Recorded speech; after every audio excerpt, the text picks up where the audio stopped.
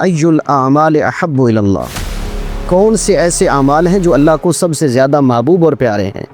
تو آپ صلی اللہ علیہ وسلم نے ارشاد فرمایا الصلاۃ لوقتہا، نماز کو اس کے اوقات کے اندر ادا کر۔ کہ بہت سارے والدین کو اولڈ ہومز میں بھیج دیا جاتا ہے، جیسے شادیاں ہو گئی ہیں، تو اس پر والدین اور اولاد میں دوری کی کیا وجوہات؟ قرآن مقدس کے اندر آپ دیکھیں حضرت ابراہیم علیہ السلام کا تذکرہ کیا اللہ رب العزت نے۔ والد جو ہے وہ بت پرست ہیں، مشرک ہیں، لیکن اس کے باوجود انداز کیا ہے؟ یا ابت، یا ابت، یا ابت کا ترجمہ ہم اپنی اردو میں کہتے ہیں اے میرے ابا جان۔ اب ہم انداز دیکھیں، اولاد کے حقوق بھی بہت سارے قرآن و حدیث میں ذکر کیے گئے ہیں۔ اولاد کا جو پہلا حق ہے والدین کے ذمے، لا تقتلوا اولادکم خشیۃ املاق، اپنی اولاد کو بھوک کے ڈر کی وجہ سے قتل مت کرو۔ کیوں؟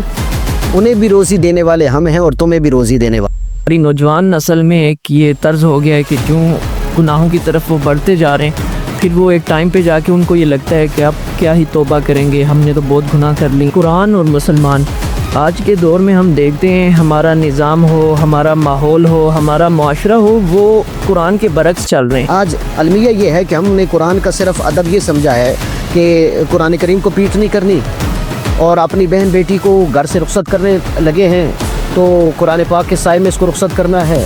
کوئی گھر میں فوت ہو گیا ہے تو قرآن پاک لے آئیے جی اب اصالہ ثواب کے لیے۔ قرآن پاک صرف ان مقاصد کے لیے تو نہیں آیا۔ ہم سمجھتے ہیں کہ کافر تو صرف وہ لوگ ہیں جو غیر مسلم ہیں، ہندو ہیں، یہودی ہیں، ہم ان لوگوں کو مطلب اسلام سے دور۔